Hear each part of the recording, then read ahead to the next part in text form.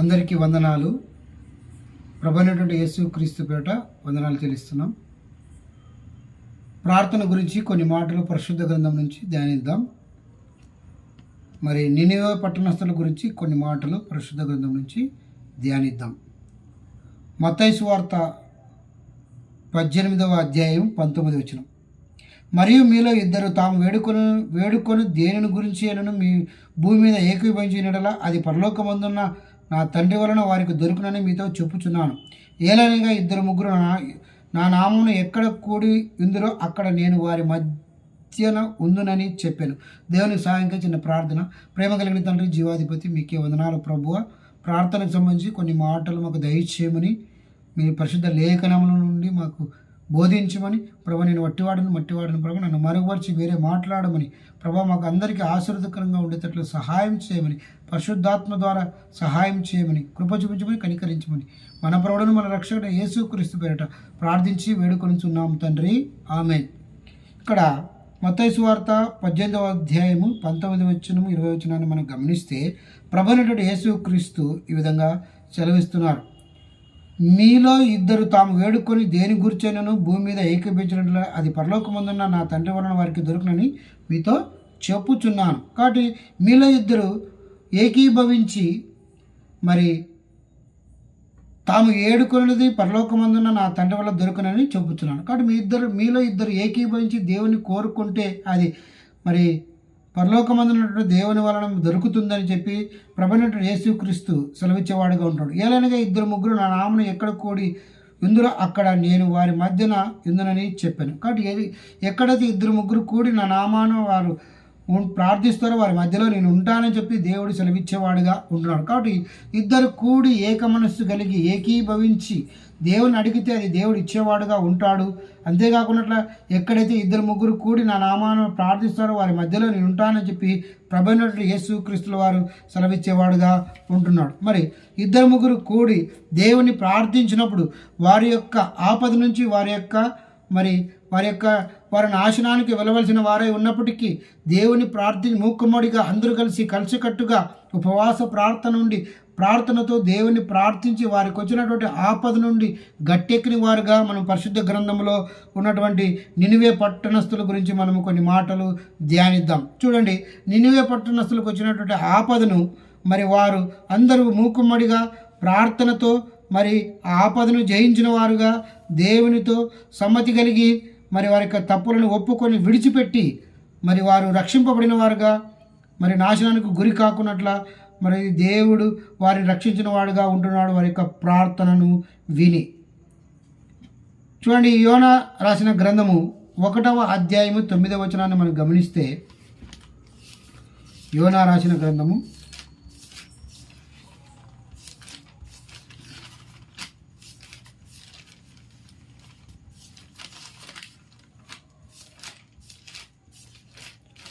1వ అధ్యాయము 9వ వచనాన్ని మనం గమనిస్తే,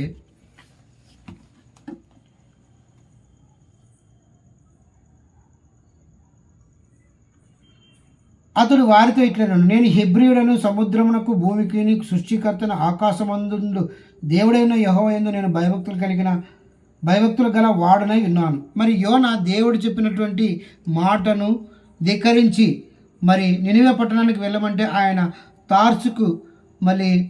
తార్షీసునకు వెళ్ళేవాడుగా ఉంటున్నాడు. మరి అంటే నినివే పట్టణానికి వచ్చినట్టు గతిని గురించి, దాని యొక్క మరి నాశనాన్ని గురించి సువార్తను ప్రకటించమంటే లేదా వార్తను వారికి ప్రకటించమంటే మరి దేవుని మాటను ధిక్కరించి వెడలిపోయేవాడుగా ఉంటున్నాడు. ఓడనెక్కి మరి ఓడకు తగినటువంటి మూల్యాన్ని చెల్లించి ఓడలో వెళ్ళేవాడుగా ఉంటున్నాడు. అయితే దేవుడు మధ్యలో మరి సముద్రం మీద మరి అలలు రేపినప్పుడు ఆ ఓడలో ఉన్నటువంటి వారు అందరూ కూడా వారి వారి దేవతలను ప్రార్థించేవారుగా ఉంటున్నారు. మరి యోనాకు కూడా నీవెవడవో నీ దేవుని ప్రార్థించు, మనం నాశనం కాకుండా అని చెప్పినప్పుడు మరి యోనా కూడా మరి తాను నీవెవడవో నీవు గురించి చెప్పమన్నప్పుడు, నేను హెబ్రీయుడను, సముద్రమునకు భూమికి సృష్టికర్తను, ఆకాశమందుడు దేవుడై ఉన్న యెహోవా యందు నేను భయభక్తులు గల వాడనై ఉన్నాను. నేను హెబ్రీయుడను, నన్ను హెబ్రీలకు పుట్టినటువంటి వాడను, హెబ్రీ సంతానం వాడను, సముద్రమునకు భూమికి అంటే సముద్రాన్ని భూమిని సృష్టించినటువంటి ఆకాశముందున్నటువంటి సృష్టికర్త అయినటువంటి దేవుని యందు భయభక్తులు కలిగిన వాడనని చెప్పి, దేవుడైన యెహోవాకు నేను భయభక్తులు కలిగిన వాడని ఉన్నానని చెప్పి, మరి ఆయన సన్నిధి నుండి నేను పారిపోవచ్చున్నానని చెప్పి, ఆయన మాటను వినకుండా ధిక్కరించి వెళ్ళేవాడుగా ఉంటున్నానని చెప్పినప్పుడు వారు ఎంతో భయపడేవారుగా ఉంటున్నారు.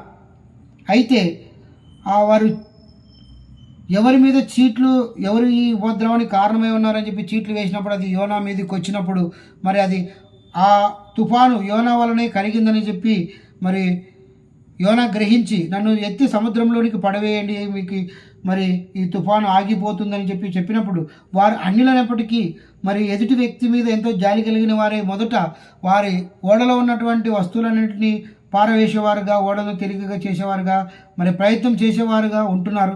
అయితే మరి ఆ ప్రయత్నము సఫలము కానందుకు మరి వారు చూడండి 14వ వచనం, కాబట్టి వారు యెహోవా నీ చిత్త ప్రకారం నీవే దీన్ని చేసితివి, ఈ మనిషిని బట్టి మమ్మల్ని లయం చేయకుందువుగాక, నిర్దోషిని చంపితరన్న నేరం మా మీదకి మోపుకుందువుగాక అని యెహోవాకు మనవి చేసుకొని యోనాను ఎత్తి సముద్రంలో పడవేసిరి. పడవేయగానే సముద్రము పొంగకుండా ఆగారు. కాబట్టి ప్రభువైనటువంటి దేవునికి వారు ప్రార్థించి మరి ఒక నరుని అనవసరంగా చంపి ఉన్నాననేటువంటి ఆపద నింద మా మీదకి రాకున్నట్ల ఈ తుఫాను నువ్వే కలుగజేసి ఉన్నావు కాబట్టి మరి నీవే నిమ్మలం చేయమని, ఈ మనుషుని సముద్రంలో వేయట్లో మాకు ఎటువంటి దోషం లేదని చెప్పి మరి దేవునికి మనవి చేసి దేవుని ప్రార్థించి యోనాను సముద్రంలో వేసినప్పుడు మరి సముద్రము పొంగకుండా ఆగిందిగా మనము గమనిస్తాము. ఇది చూడగా మనుషులు యెహోవాకు మిగుల భయపడి ఆయనకు బలి అర్పించి మొక్కుబలను చెల్లించారు. ఎప్పుడైతే సముద్రము మరి యోనాను పడవేసినప్పుడు నిమ్మలం అయిందో అప్పుడు ఆ ఓడలో ఉన్నటువంటి వారందరూ కూడా దేవునికి బలులు అర్పించి మిగుల భయపడి ఆయనకు బలులు అర్పించి మొక్కుబలను చెల్లించిన వారుగా ఉంటున్నారు. కాబట్టి యోనా ఎప్పుడైతే సముద్రంలో పడవేయబడ్డాడో అప్పుడే సముద్రము నిమ్మలమైపోయినగా మనము గమనిస్తున్నాం. మరి అయితే గొప్ప మత్స్యం ఒకటి యోనాను మృంగవలనని యెహోవా నియమించి ఉండగా యోనా 3 దినములు ఆ మత్స్య కడుపులో ఉండను. కాబట్టి గొప్ప మత్స్యం ఒకటి యోనాను మింగాలని చెప్పి దేవుడు సెలవిచ్చిన ప్రకారము ఆ మత్స్యము మింగి 3 దినములు తన కడుపులో మరి యోనాను ఉంచుకునేదిగా ఉంటుంది.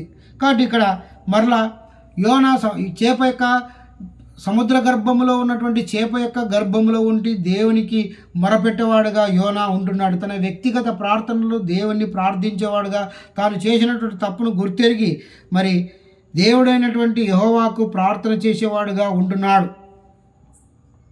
2వ అధ్యాయము 1వ వచనం మనం గమనిస్తే, ఆ మత్స్యం కడుపులో నుండి యోనా యెహోవాకు ఇలాగు ప్రార్థన చేసెను, నేను ఉపద్రవములో ఉండి యెహోవాకు మనవి చేయగా ఆయన నాకు ప్రత్యుత్తరమిచ్చెను. పాతాళ గర్భముల నుండి నేను కేకలు వేయగా నీవు నా ప్రార్థనను అంగీకరించి ఉన్నావు. కాబట్టి నేను ఇబ్బందుల్లో కష్టాలలో మరి ఆపదలో ఉన్నప్పుడు నేను ప్రార్థిస్తే నా మనవి చేయగా ఆయన నాకు ప్రత్యుత్తరం ఇచ్చేవాడుగా ఉంటున్నాడు. పాతాళ గర్భముల నుండి నేను కేకలు వేయగా మరి నీవు నా ప్రార్థనను అంగీకరించిన వాడుగా ఉంటున్నావు అని చెప్పి దేవునికి ప్రార్థన పెట్టేవాడుగా మొరపెట్టేవాడుగా ఉంటున్నాడు. 3వ వచనం, నీవు నన్ను అగాధమైన సముద్ర గర్భంలో పడవేసి ఉన్నావు, ప్రవాహములు నన్ను చుట్టుకొని ఉన్నవి, నీ తరంగములు నీ కురులు నన్ను కప్పి ఉన్నవి. నువ్వు నన్ను అగాధ సముద్ర గర్భంలో పడవేసి ఉన్నావు, మరి నీ తరంగములు నీ కురులను నన్ను కప్పి ఉన్నాయి. అంటే సముద్ర గర్భంలో ఉన్నటువంటి తరంగాలు అలలు అన్నీ కూడా నన్ను కప్పి ఉన్నాయి.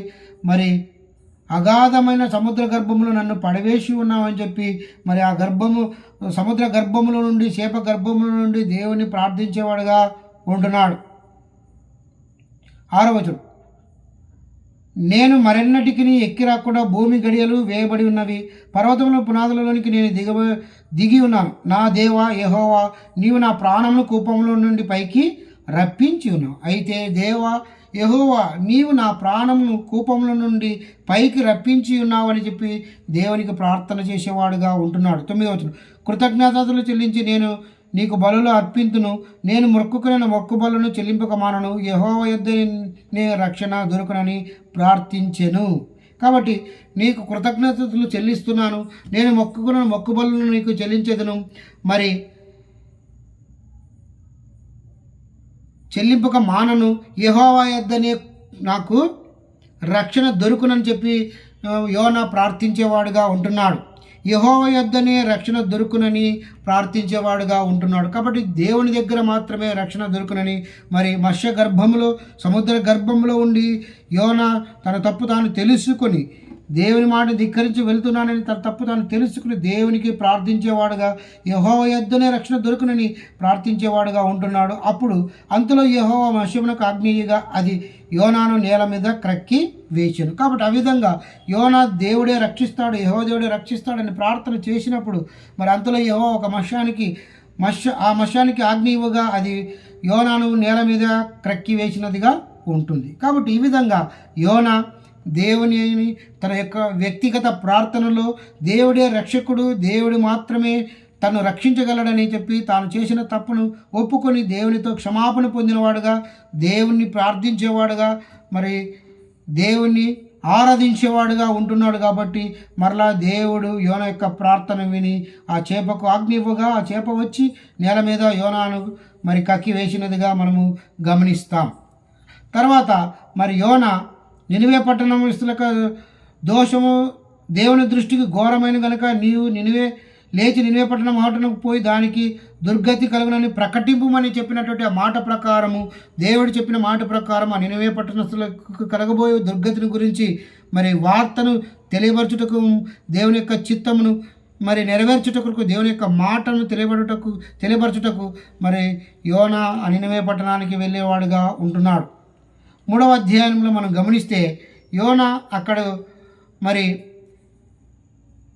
యోనాకు దేవుడు 2వ మారు ప్రత్యక్షమై నీవు లేచి నినివే మహాపురమునకు పోయి నేను నీకు తెలియజేయు సమాచారం దానికి ప్రకటన చేయమని చెప్పి మరి యోనాకు దేవుడు తెలియపరిచేవాడుగా ఉంటున్నాడు. కాబట్టి యోనాకు 2వసారి దేవుడు ప్రత్యక్షమై నువ్వు నినివేకి వెళ్ళి ఆ మహాపురానికి నేను చేయబోనటువంటి సమాచారము దానికి ప్రకటన చేయమని చెప్పి దేవుడు సెలవిచ్చినప్పుడు యోనా ఆ విధంగా ఆ దేవుని యొక్క ఆజ్ఞ ప్రకారం నినివే పట్టణమునకు పోయినవాడుగా ఉంటున్నాడు. మరి నినివే పట్టణం ఎలా ఉందంటే దేవుని దృష్టికి గొప్పదై 3 దినముల ప్రయాణం అంతా పరిమాణం గల గొప్ప పట్టణమే. నినివే పట్టణం ఏ విధంగా ఉందంటే అది 3 దినములు ప్రయాణం చేయగలనంత పరిమాణం కలిగినటువంటి గొప్ప పట్టణమై దేవుని దృష్టికి గొప్పదైనటువంటి పట్టణముగా ఉంది. మరి యోనా ఆ పట్టణంలో ఒక దిన ప్రయాణం అంత దూరం సంచరించి మరి ఇక 45 దినములకు నినివే పట్టణం నాశనమగనని చెప్పి ప్రకటన చేయగా మరి యోనా ఒక దినమంతా ప్రయాణం చేసినంత దూరం వెళ్ళి ఇక 40 దినాలకు నినివే పట్టణం నాశనం అవుతుందని చెప్పి ప్రకటన చేసినప్పుడు నినివే పట్టణం వారు దేవుని యందు విశ్వాసం ఉంచి ఉపవాసం దినం చాటించి గనులేమి అల్పులేమి అందరూ గోనెపట్ట కట్టుకొనిరి. ఆ సంగతి నినివే రాజునకు వినపడినప్పుడు అతడు తన సింహాసనం మీద నుండి దిగి తన రాజవస్త్రులు తీసివేసి గోనెపట్ట కట్టుకుని బూడిదలో కూర్చుండెను. మరియు రాజైన తానును ఆయన మంత్రులను ఆజ్ఞేయగా ఒకవేళ దేవుడు మనస్సు త్రిప్పుకొని పశ్చాత్తాపుడై మనము లయం కాకుండా తన కోపాగ్నిని చల్లార్చుకొనును గనక మనుషులు ఏది పుచ్చుకొనకూడదు, పశువులు కానీ ఎద్దులు కానీ గొర్రెలు కానీ మేత మేయకూడదు, నీళ్లు త్రాగకూడదు, మనుషులందరూ తమ దుర్మార్గాలను విడిచి తాము చేయు బలాత్కారములు మానివేయవలను, మనుషులేమి పశువులేమి సమస్తమును గోనెపట్ట కట్టుకునేవలనని జనులు మనపూర్వకముగా దేవుని వేడుకొనేవలనని దూతలు నినివే పట్టణంలో చాటించి ప్రకటన చేసిరి. ఈ నినివే వారు తమ చెడు నడతలను మానుకొనగా వారు చేయుచున్న క్రియలను దేవుడు చూసి పశ్చాత్తాపుడై వారికి చేయుదునని తాను మాట ఇచ్చిన కీడు చేయక మానెను. కాబట్టి నినివే పట్టణస్థులు ఆ యోనా యొక్క ప్రకటనను విని వారి యొక్క దుర్మార్గాలను దుష్టత్వాలను వీడి మరి పశ్చాత్తాప్తులై ఉపవాస దినాన్ని ప్రకటించి ఉపవాసం ఉండేవారుగా ఉంటున్నారు. ఆ ప్రకటన విని రాజు అయినటువంటి ఆయన కూడా సింహాసనం వీడి రాజవస్త్రం వీడి బూడిదలో కూర్చుని తాను తన మంత్రులను అందరూ కూడా దేవునికి ప్రార్థన చేసేవారుగా ఉంటున్నారు. అంతేకాకుండా మరి రాజ్యంలో ఉన్నటువంటి పశువులైతేనేమి మనుషులైతేనేమి మరి ఎవరు కూడా ఆహారం ముట్టకుండా ప్రతి ఒక్కరు కూడా ఉపవాసం ఉండేవారుగా ఉంటున్నారు, దేవునికి మొరపెట్టేవారుగా ఉంటున్నారు.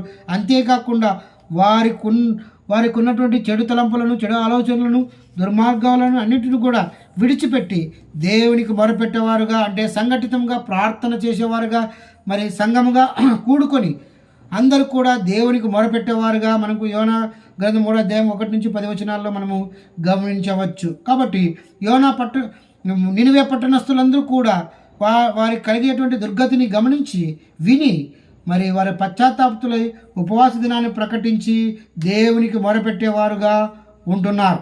చూడండి, నినివే పట్టణస్థులు వారికి ఉన్నటువంటి చెడు అలవాట్లు 7 విషయాలను వారు విడిచిపెట్టేవారుగా ఉంటున్నారు. వారు దేవుని యందు విశ్వాసం ఉంచారు మొదటిదిగా.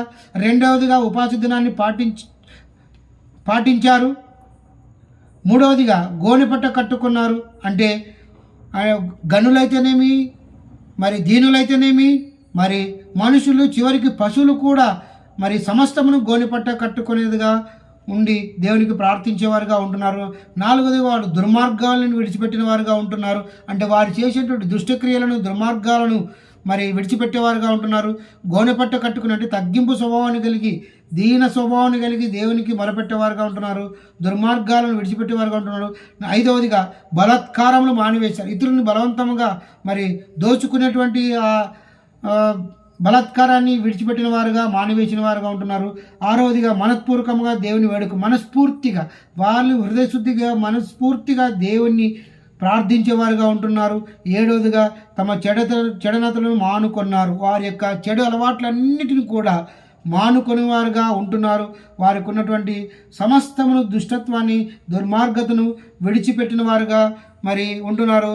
అందుని బట్టి దేవుడు వారి పట్ల పశ్చాత్తాప్తుడై అయినవాడుగా మనము 4వ అధ్యాయంలో గమనిస్తాం. అయితే ఈ నినివే పట్టినట్టు ఎవరంటే వారు అన్యజనులు, క్రూరమైనటువంటి ప్రజలు, దేవునితో శత్రుత్వం కలిగినటువంటి వారు.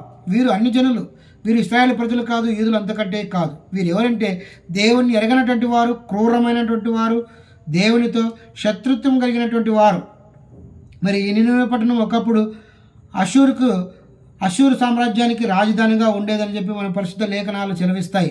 మరి ఇలాంటి దుర్మార్గత కలిగినటువంటి ఈ నినివే పట్టణస్థులు వారికి సంభవింపబోవు దుర్గతిని గమనించి దేవుని పట్ల భయభక్తులు కలిగి తమ యొక్క విశ్వాసతను చాటుకొనిన వారుగా, తమ మొరను దేవునికి అందే వరకు ప్రార్థించిన వారుగా ఉంటున్నారు. ఉపవాస దినాన్ని చాటించిన వారుగా ఉపవాసం ఉండి దేవునికి మొరపెట్టి తమ దుర్గతిని మరి పోగొట్టుకుని వారుగా ఉంటున్నారని చెప్పి మనకు మరి పరిశుద్ధ లేఖనాలు సెలవిస్తున్నాయి.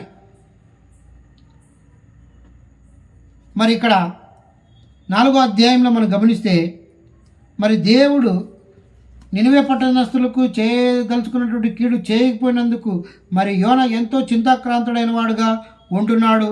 మరి యోనాకు జ్ఞానం రావాలని చెప్పి దేవుడు ఒక చెర చెట్టును, తాను ఉన్నటువంటి స్థలంలో ఒక చెర చెట్టును తనకు నీడుగా వచ్చేటట్లు చేసి మరి ఒక పురుగును మరి ఏర్పాటు చేసి ఆ చెట్టును మరి నాశనం చేసినప్పుడు యోనా ఎంతో బాధపడేవాడుగా ఉంటున్నాడు. మరి దేవుడు అనేటువంటి యెహోవా యోనాతో ఈ విధంగా సెలవిస్తున్నాడు. ఒక దినంలో పుట్టి ఒక దినంలో నాశనమైనటువంటి సొర చెట్టు మీద నీకు ఎంత ప్రేమ, ఎంత జాలి, ఎంత మరి అక్కర అవసరత కలిగిన వాడుగా ఉంటున్నావు.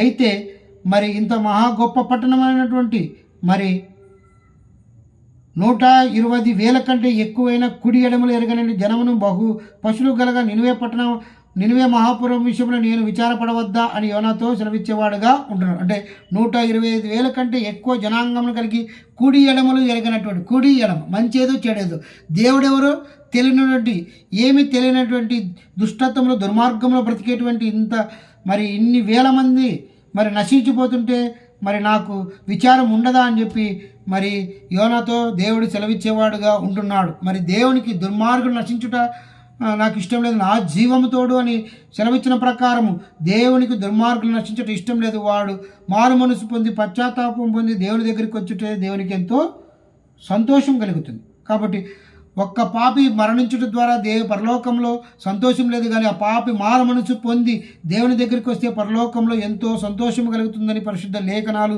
సెలవిచ్చేవిగా ఉంటున్నాయి. కాబట్టి ఈ నినివే పట్టణస్థులు తాము కలిగినటువంటి దుర్గతి నుండి వారు ఉపవాసం ఉండి తమకు ఉన్నటువంటి చెడలవాట్లను, దుష్టక్రియలను, దుర్మార్గాలను అన్నిటిని విడిచిపెట్టి తగ్గింపు స్వభావాన్ని కలిగి గోనెపట్ట కట్టుకొని దేవునితో మనస్పూర్వకముగా మరి దేవుణ్ణి తమ చెడులను మానుకొని దేవుని విశ్వాసం ఉంచి దేవునికి మొరపెట్టినప్పుడు దేవుడు ఆ పట్టణస్థులను రక్షించిన వాడుగా, కాపాడిన వాడుగా, తాను కీడు చేయాలనుకున్నటువంటి కీడును మరి కీడు చేయక మానుకుని వాడుగా పశ్చాత్తాపడిన వాడుగా మనము ఇక్కడ గమనిస్తాము. కాబట్టి మరి దేవుని బిడ్డలు అనేటువంటి మనము దేవుని భయభక్తులు కలుగు జీవిస్తూ ఉన్నప్పుడు అనేక తప్పులు మరి పొరపాట్లు చేసేవారంగా ఉంటాము. అయితే ప్రభువైనటువంటి యేసుక్రీస్తు నామంలో వాటిని ఒప్పుకొని విడిచిపెట్టి దేవునికి ప్రార్థన చేసినప్పుడు దేవుడు మనల్ని క్షమించేవాడుగా ఉంటున్నాడు.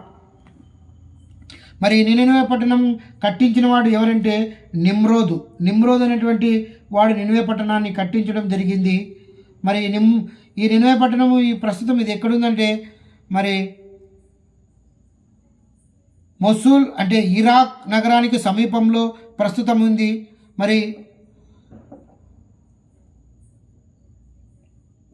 క్రీస్తు శకం 600 సంవత్సరంలో నినివే రాజు దీనిని ఒక రాజు నివాసంగా ఏర్పాటు చేయడం జరిగింది. మరి క్రీస్తుపురం 700 సంవత్సరంలో అశూర్ రాజధానిగా ఇది మరి ఉండింది. క్రీస్తుపురం 212లో నాశనం కాబడము జరిగింది. నినివే ఇజ్రాయేల్కు 550 మైళ్ళ దూరం ఉంది. మరి ఇజ్రాయెల్ వచ్చేసి ఎప్పేకు 550 మైళ్ళు ఉంది. అంటే యోనా మరి తార్సీస్నకు వెళ్ళటకు ఎప్పేకు వెళ్ళి ఓడ ఎక్కడం జరిగింది కదా. ఆ విధంగా మరి అతడు యోనా తార్సీసు అంటే వెనక్కి 2500 మైళ్ళ దూరంలో వెళ్ళాడు. మరి ఇక్కడ ఈ నినివే పట్టణస్థుల యొక్క దేవత వచ్చేసి దాగోని దేవత. ఇది మరి మనిషి చేప రూపాన్ని కలిగినటువంటి దేవత దాగోని దేవత. నినివే పట్టణస్థులు అన్యజనులు వారి యొక్క దేవత దాగోని దేవత. ఇది మనిషి చేప రూపాన్ని కలిగినటువంటి ఇది. కాబట్టి ఇది మరి నినివే పట్టణం చుట్టూ మరి 250 హెక్టార్లు కలిగి ఉంది. అంతేకాకుండా చుట్టూ ప్రహరీ గోడ వచ్చేసి 12 కిలోమీటర్లను కలిగి ఉంది. మరి నినివే పట్టణం వచ్చేసి 750 హెక్టార్ల దూరము విస్తీర్ణం వ్యాపించి ఉంది. చుట్టూ కోట గోడ వచ్చేసి ప్రహరీ గోడ వచ్చేసి 12 కిలోమీటర్లు కలిగినటువంటి గొప్ప మహాపట్టణం. మరి అటువంటి మహాపట్టణంలో దాదాపు మరి 120,000 మంది నివసించేటువంటి మరి కుడి ఎడమలు అంటే మంచి చెడులు ఎరగనటువంటి ఆ జనాంగాన్ని దేవుడు మరి రక్షింపబడేటట్ల మరి వారు చేసేటువంటి దుర్మార్గాలను విడిచిపెట్టేటట్ల దేవుడు మరి వారిని క్షమించిన వాడుగా తను మరి పశ్చాత్తాపుడై తాను ఆ ప్రజలకు చేయవలసినటువంటి కీడును చేయక మానుకుని వాడుగా ఉంటున్నాడు. కాబట్టి మనము కూడా ఆ విధంగా దేవుని ప్రార్థిస్తే దేవుడు మన తప్పులను క్షమించేవాడుగా ఉంటున్నాడు. ఎందుకంటే ఆయన ప్రేమ స్వరూపి, ఆయన క్షమించగలిగినటువంటి దయగలిగినటువంటి గొప్ప దేవుడు మన ప్రభువైనటువంటి యేసుక్రీస్తుల. మత్తయి సువార్త 12వ అధ్యాయము 41 వచ్చిన.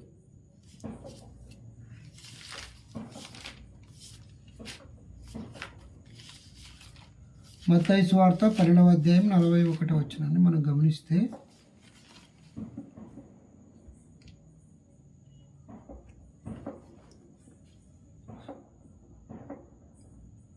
నినివే వారు యోనా ప్రకటన విని మారు మనసు పొందిరి గనుక విమర్శ సమయమున నినివే వారు ఈ తరం వారితో నిలబడి వారి మీద నేరస్థాపన చేతురు. ఇదిగో యోనా కంటే గొప్పవాడు ఇక్కడ ఉన్నాడు. కాబట్టి నినివే వారు యోనా యొక్క ప్రకటన విని మారు మనసు పొంది ఉన్నారు. కాబట్టి ఈ తరం వారు మరి ప్రభువైనటువంటి యేసుక్రీస్తు లోకరక్షకుడిగా వచ్చి మరి పాపుల కొరకు మరణించి సమాజం మృతిని మృత్యుంజయుడై లేచిన కూడా ఆ సువార్తను నమ్మక మరి వారు మారమనసు పొందుకుపోతే నినివే వారు ఈ తరం వారి మీద నేరస్థాపన మోపేటివారుగా ఉంటారని చెప్పి ప్రభువైనటువంటి యేసుక్రీస్తు సెలవిచ్చేవాడుగా ఉంటున్నాడు. కాబట్టి నినివే వారు నేరస్థాపన మన మీద మోపుకుంటున్నట్లు మనము సువార్తను నమ్మి ప్రభువైనటువంటి యేసుక్రీస్తును సొంత రక్షణగా అంగీకరించి నినివే పట్టణస్థుల వలె మన పాపాలను అన్నింటినీ ప్రభువైనటువంటి యేసుక్రీస్తు రక్తంలో కడుక్కొని ఆయన సొంత రక్షకునిగా అంగీకరిస్తే నినివే వారు మన మీద నేరస్థాపన చేయకుండేవారుగా ఉంటారు. కాబట్టి ఆ విధంగా మనము ప్రభువైనటువంటి యేసుక్రీస్తుల వారిని నమ్మేవారుగా ఉండాలని చెప్పి ప్రభుపేట మనవి చేస్తున్నాం. మరి యోనా కంటే గొప్పవాడు మన ప్రభువైనటువంటి యేసుక్రీస్తు. యోనా శపగర్భంలో 3 రాత్రింబవులు సజీవంగా ఉన్నాడు. అయితే మన ప్రభువైనటువంటి యేసుక్రీస్తుల వారు మరి మరణించి సమాధి చేయబడి 3 దినములు మరి సమాధిలో ఉండి పునరుత్థానమైనటువంటి గొప్ప దేవుడు. కాబట్టి మరి యోనా మరణించలేదు, కానీ యోనా మరి ప్రభువైనటువంటి యేసుక్రీస్తు యొక్క మరణానికి ముంగుర్తు అయి మాదిరి అయి ఉన్నాడు. అయితే యోన మరణించలేదు, కానీ ప్రభువైనటువంటి యేసుక్రీస్తు మరి యోన ఎవరి పాపం నిమిత్తము ఆయన చేప గర్భంలోకి పోలేదు, కానీ ఆయన దేవునికి వ్యతిరేకతగా నడుచుకోవటం వల్ల చేప గర్భంలోకి వెళ్ళాడు. కానీ ప్రభువైనటువంటి యేసుక్రీస్తుల వారు నా పాపం నిమిత్తము లోక పాపం నిమిత్తము మరి మరణించి భూగర్భంలోకి వెళ్ళి సమాధి చేయబడి 3 దినాల పునరుత్థానుడై లేచిన వాడుగా ఉంటున్నాడు నిన్ను రక్షించుట కొరకు. మరి ఆయన యోనా కంటే కూడా గొప్పవాడు. యోనా మానవుడు, ప్రభువైనటువంటి యేసుక్రీస్తుల వారు మనిషి కుమారుడు, దేవుని కుమారుడు, దేవుడు, మరి సాక్షాత్తు దేవుడే, దేవుని స్వరూపంలో కలిగిన దేవుని యొక్క మరి దేవునితో సమానమైనటువంటి భాగ్యమును ఎంచుకొనక మానవుల నిమిత్తమై లోక పాపముల నిమిత్తమై మరి ఆయన మరణించుట కొరకు ఈ లోకానికి రావడం జరిగింది. దేవుని చిత్తమును నెరవేర్చిన వాడుగా మరణించాడు. సమాధి చేయబడిన 3 దినములు లేపబడిన వాడుగా ప్రభువైనటువంటి యేసుక్రీస్తుల వారు ఈ లోకములో మరి ఆ విధంగా జీవించడం జరిగింది. మరి ఈ లోకంలో మరి మరణించినటువంటి మానవుడు లేదా దేవుడు మరొకరు ఎవరూ లేరు. ప్రభువైనటువంటి యేసుక్రీస్తు మాత్రమే మరి దేవుడు. నినివే పట్టణస్థుల వలె మనము కూడా మన పాపాలను ఒప్పుకొని విడిచిపెట్టి ప్రభువైనటువంటి యేసుక్రీస్తు నామములో రక్షింపబడి మరి నిత్యరాజ్యంలో పరలోకంలో మరి ఆయన స్వాస్థ్యమును పొందుకునేవారుగా ఉండాలని చెప్పి పొరపేట మనవి చేస్తున్న దేవుడి చిన్న వాక్యాన్ని దీవించి ఆశీర్వదించును గాక. ఆమేన్.